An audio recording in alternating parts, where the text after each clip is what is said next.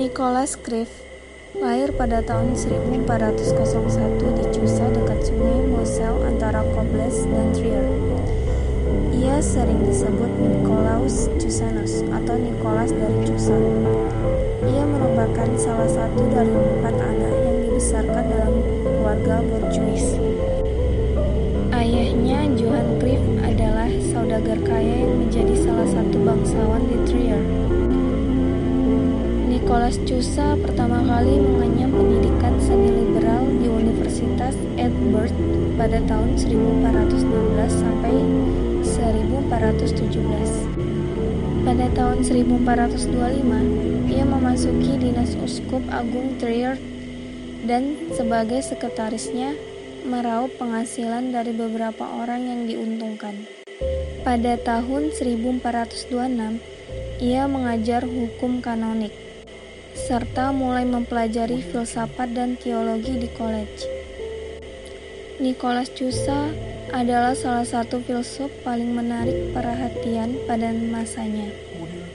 Karya filosofisnya yang paling penting antara lain De Docta Ignorantia, Apologia Doctae Ignorantia, dan De Conjecturis.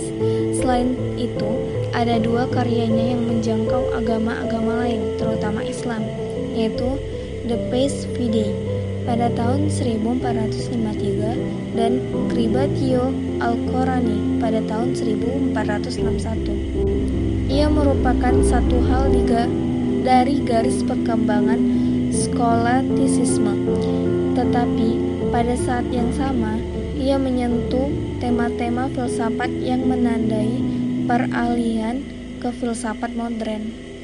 Nicholas Cusa membagi beberapa jenis pengetahuan. Pertama, pengetahuan yang diperoleh melalui indera atau sensus.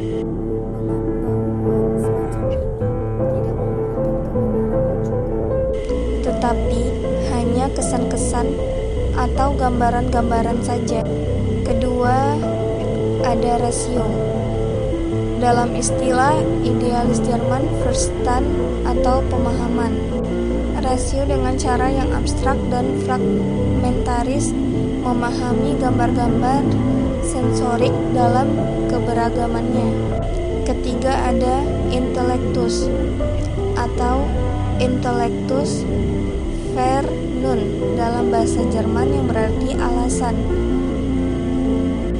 Intellectus dengan bantuan yang bersifat supernatural, menuntun pada kebenaran Tuhan.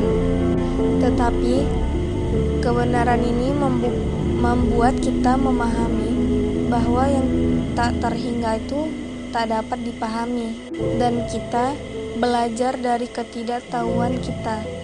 Salah satu konsep yang terkenal dalam pemikiran Nicholas Cusa yang kelak mempengaruhi Hegel cukup dalam, yaitu koinsidensi oposisi atau coincidentia oppositorum. Ia menggunakan ide-ide matematika untuk membuat hal tersebut dapat dipahami. Lebih jauh lagi, Nicholas Cusa membandingkan pikiran Tuhan dan pikiran manusia, dan pada saat yang sama, ia menarik perbedaan yang tajam di antara keduanya.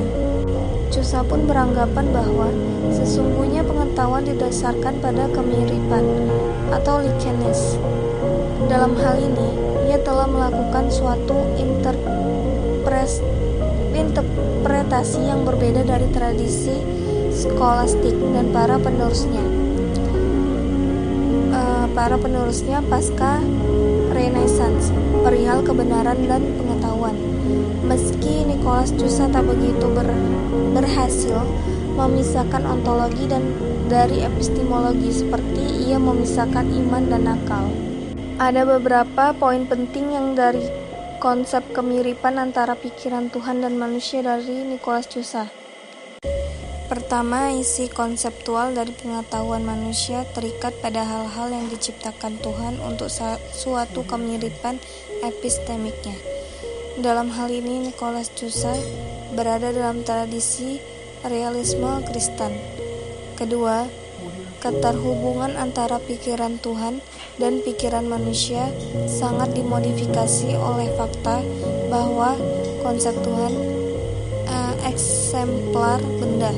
Benar-benar tak ada yang lain dalam Tuhan, tetapi keesaan Tuhan tidak terdiferensiasi. Keesaan adalah yang utama dalam pengetahuan Tuhan.